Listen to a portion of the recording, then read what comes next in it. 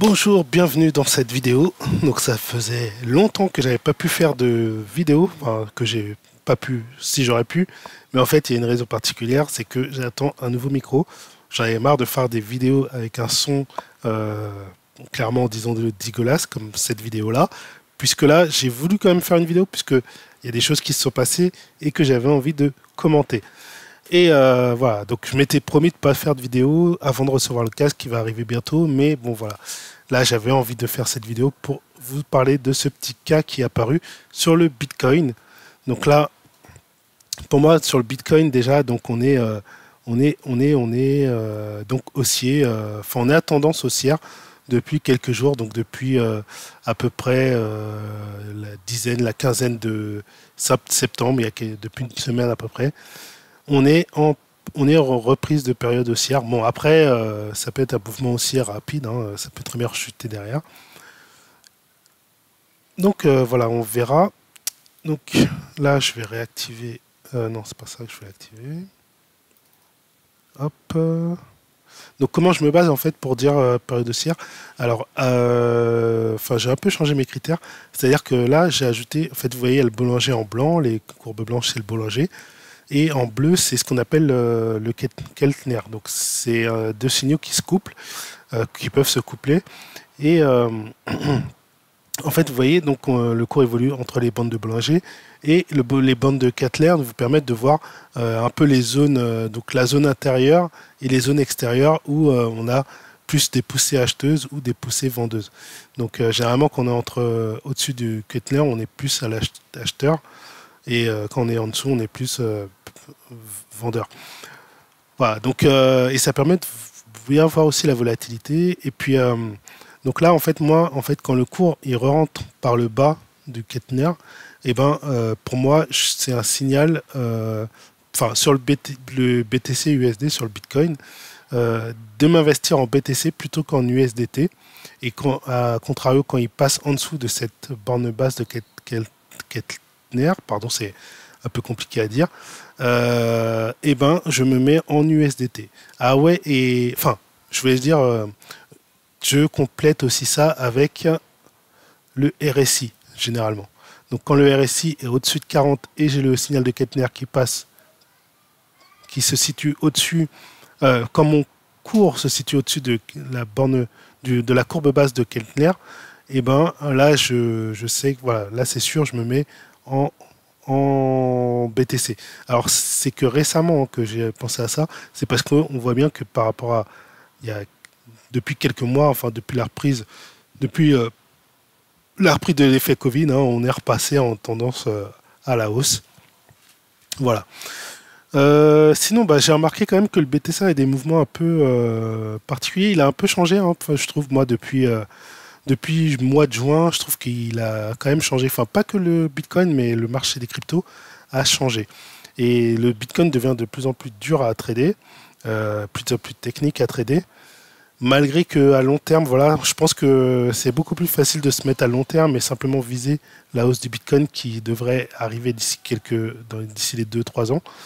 Et voilà, donc le prochain bull run tant attendu, qui est presque quelque chose de systématique, hein, par rapport à ce que représentent les crypto-monnaies. Alors, donc, qu'est-ce que je voulais ajouter? Oui, alors, je vais passer en 30 minutes. Pourquoi? Parce qu'aujourd'hui, on a eu quelque chose. Donc, c'est un mouvement. On a eu un mouvement assez intéressant. Donc, voilà, j'enlève les indicateurs. Et donc là, j'ai tracé, c'était en fin de matinée, vers 11h midi, entre 11h midi, j'ai tracé deux droites. Donc la bleue, enfin les deux bleus, donc en prenant les pics hauts qu'il y avait eu ces derniers temps, ces derniers jours, donc depuis le 16 septembre, qui nous ont mis dans enfin, on peut appeler ça un drapeau. Et du coup, je me suis dit, bah, si ça casse à un moment donné, à la hausse ou à la baisse, c'est une de ces droites, et ben on est parti pour un signal, enfin pour une poussée haussière ou baissière. Et je me suis dit que le mouvement, par contre, peut se compresser, puisqu'on voit bien que les amplitudes baissent. Donc, il peut avoir une compression qui peut durer jusqu'à à peu près jusqu'à fin septembre, puisque vous voyez que les deux droites vont se rejoindre vers fin septembre. Mais entre-temps, j'ai aussi remarqué qu'on avait eu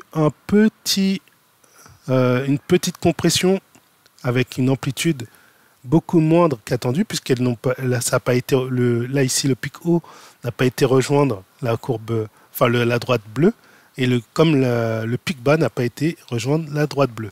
Donc j'ai retracé par rapport à en 2 points, je l'ai fait en 2 points. Donc voilà, enfin 2 points suffisent. Et donc là j'ai 2 points, et là 2 points. Donc ça m'a fait 2 droites vertes. Et je me suis dit, bah là en fait on pourrait avoir un pic haussier ou baissier qui arriverait donc avant finalement, enfin dans la journée finalement, on a jusqu'à ce soir pour avoir ce pic là. Bien sûr des fois ça peut déborder un peu plus.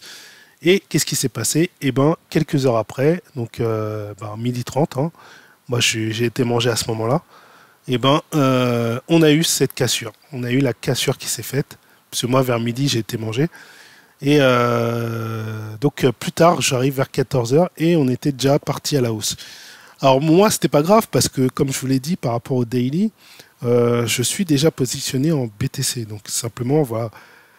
Même sur FTX, donc je vais vous montrer en boule USDT pour ceux qui connaissent pas.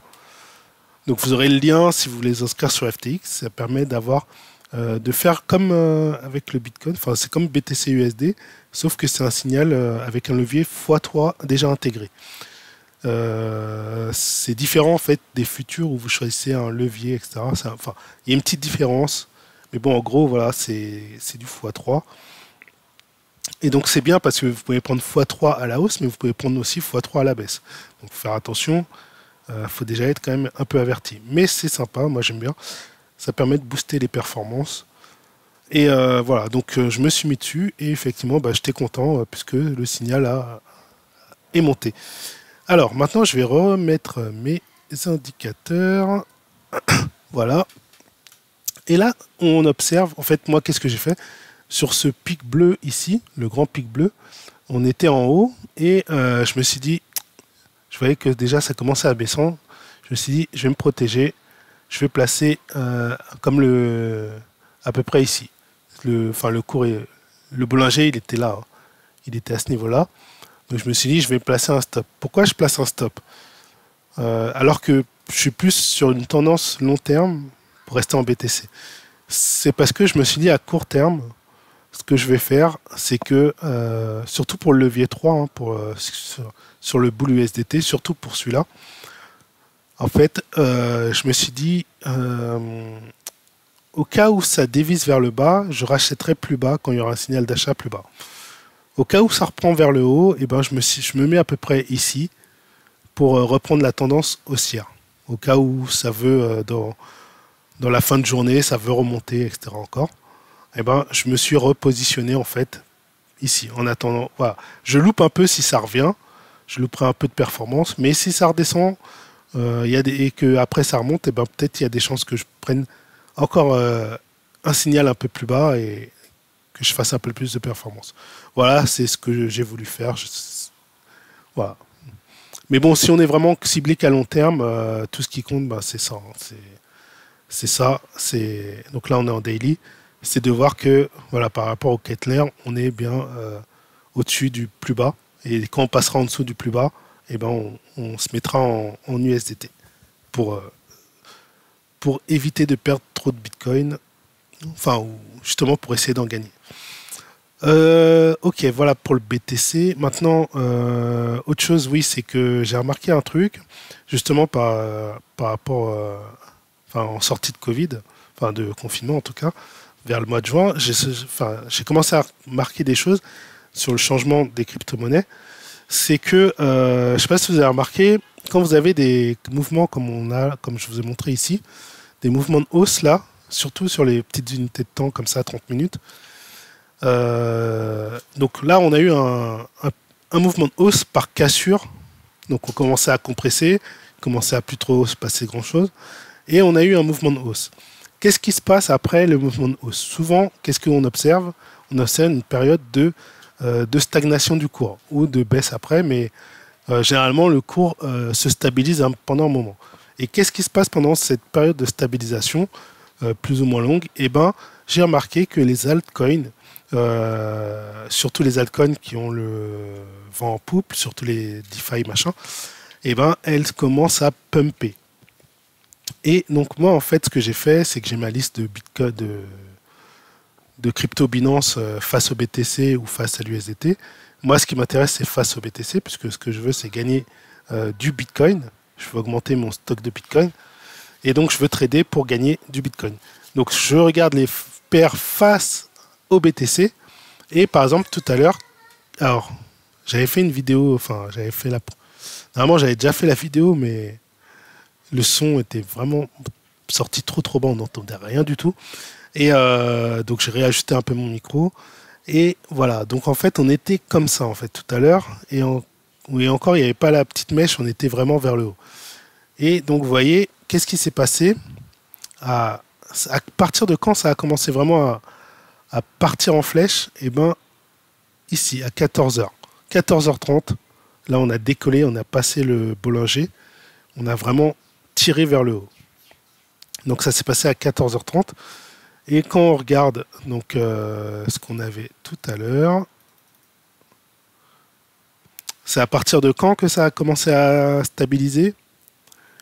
14 heures. Donc 14 heures, on a eu le pic de les prises de profit. Et les gros acteurs, ceux qui connaissent, qui savent aussi faire pumper les alts, qu'est-ce qu'ils ont fait? Eh bien, ils ont pris leur profit sur le Bitcoin, puisqu'ils viennent prendre le mouvement du Bitcoin, et ils vont chercher des moves. Ils vont chercher à faire pumper donc les altcoins. Et du coup, ben, vous avez Lend, qui est une grosse, qui est très réputée maintenant, et ben, qui a pumpé. Et je pense qu'il y en a d'autres tour à tour qui vont pumper. Voilà. Pendant que le Bitcoin stabilise. Par contre, si le Bitcoin vient faire un mouvement, ça va s'arrêter net sur les altcoins. Elles vont chuter parce que tout le monde va vouloir profiter du Bitcoin, de la hausse du Bitcoin. Donc, ils vont se retirer pour aller prendre la hausse sur le Bitcoin. Voilà, par exemple, donc Lend. Donc là, vous avez DGB qui a pumpé. IDEX aussi, il a fait son pump tout à l'heure. Et vous voyez, c'est rapide, hein, par contre. C'est des mouvements rapides. Hein, c'est pas des trucs qui durent longtemps. Sushi, pas encore tout à fait. Ah, on a Tomo qui a fait... et en plus, Tomo, je l'ai vu tout à l'heure, il était sur cette mèche-là, sur cette bougie-là, et je me suis dit, non, là, il est trop haut, il va certainement arrêter. Et là, il a quand même continué. Mais bon, c'était risqué de le prendre. Vous avez AST, BTC, là, qui pourrait faire quelque chose. Pour l'instant, c'est pas vraiment marqué. Mais là, il est en train... Parce qu'il est encore dans... Par rapport à l'Ishimoku, il est encore dans cette zone, mais c'est intéressant quand même. Je me demande si je vais pas en prendre. Voilà. Bon, bah, bref, hein, après... il y en a d'autres. Il y a FIO, j'en ai pris. Tiens, on a AVA. Je vais certainement en prendre. CRV. Bond. Ah, Bond, j'ai cru qu'il allait faire quelque chose tout à l'heure. Mais finalement, il a replié. En fait, il était en train de monter au-dessus, là. Puis il s'est replié. C'est dommage. Bah, à voir plus tard. Peut-être qu'il va reprendre une extension. ENG. Ah, il y a ENG, ouais, pourquoi pas. BQX, j'en ai pris. WTC Stroto, mais j'ai mis un ordre pour plus tard. Voilà, en gros, là on commence à être... et je crois qu'il y en a... Il y a VET, j'étais déjà dessus, mais d'avant. Tac. Voilà, donc en fait, bon, je vous partage juste mon idée. Hein. Après, je dis pas que j'ai raison. La preuve, c'est que, pour tout vous dire, en fait, depuis que le confinement, enfin, j'étais pas très axé crypto, enfin, un peu moins. J'étais beaucoup sur les actions. Et ouais, j'ai un peu perdu le fil sur les cryptos, faut le dire. Je vais pas vous mentir. JST qui pourrait faire quelque chose s'il dépasse les 407 là. Il pourrait monter à surveiller. Voilà, bon, ben voilà, c'était. Bah, tenez, je vais me placer sur JST. Donc en fait, moi j'utilise 3 commas. Ça me permet de lister en fait tous mes comptes suivant les plateformes. Par exemple, JST, si je veux du JST, ah d'ailleurs, est-ce que j'en ai pas déjà placé du JST? Ah si, j'en avais placé. Bah, je vais modifier l'ordre que j'avais déjà sur JST. Donc JST, j'ai dit que j'en prendrais à 407, 408, même. Ouais, plutôt 408. Donc j'étais placé à 415 à la base. S'il y a un mouvement de hausse, je prendrais 408 et ouais, bah ouais, 300. Ok, ouais, bah voilà. Donc ce qui est bien avec 3 commas, voilà, c'est qu'on peut suivre vraiment comment se passent les investissements sur les cryptos qu'on trade. Par exemple, TRX, bah, je vois que je suis à plus 0,19%. Là, je vais actualiser pour voir si c'est toujours pareil. C'est peut-être moins maintenant. Non, pareil. Voilà, ça me donne en plus mon stop loss, il est à 250. Je peux mettre un stop loss suiveur. Quand il y a un TSL, c'est stop loss suiveur. Donc ça va suivre le marché et évoluer en fonction. Ou je peux mettre des take profit. Donc là, j'en ai pas mis, mais des fois, je mets des stratégies avec take profit. Des fois, je mets 2-3 take profit placés à différents endroits. Et ça prend un pourcentage de la position à chaque fois que c'est validé, à chaque take profit validé, etc. Donc là, par exemple, j'ai pris du sushi tout à l'heure. Ça a monté. Ouais, voilà. Donc,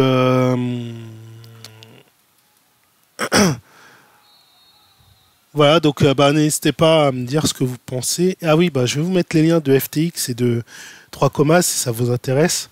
3 commas, c'est vraiment très intéressant. Et en plus, on peut, si vous avez beaucoup de crypto, imaginons il y a une panique sur le Bitcoin, ça chute et que vous êtes investi dans beaucoup de crypto, c'est chiant d'aller sur Binance par exemple et de décocher un par un, de vendre un par un chaque crypto que vous possédez. Et ici vous avez un bouton sell. Alors, par exemple sur Binance, c'est pas sur tous, mais sur certains échanges, par exemple, vous pouvez vendre tout. Vous pouvez tout vendre en USDT par exemple ou en Bitcoin.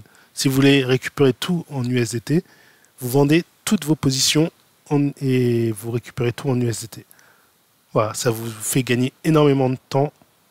C'est génial Enfin, moi j'aime beaucoup 3 commas. Et encore, il y a des trucs que j'exploite pas encore, que je voulais faire, mais j'ai pas encore eu le temps. Et j'exploiterai ça plus tard. Enfin bon, voilà. J'espère que cette vidéo vous a plu. N'hésitez pas à me laisser un commentaire, de partager aussi vos impressions par rapport à ce que je vous ai dit.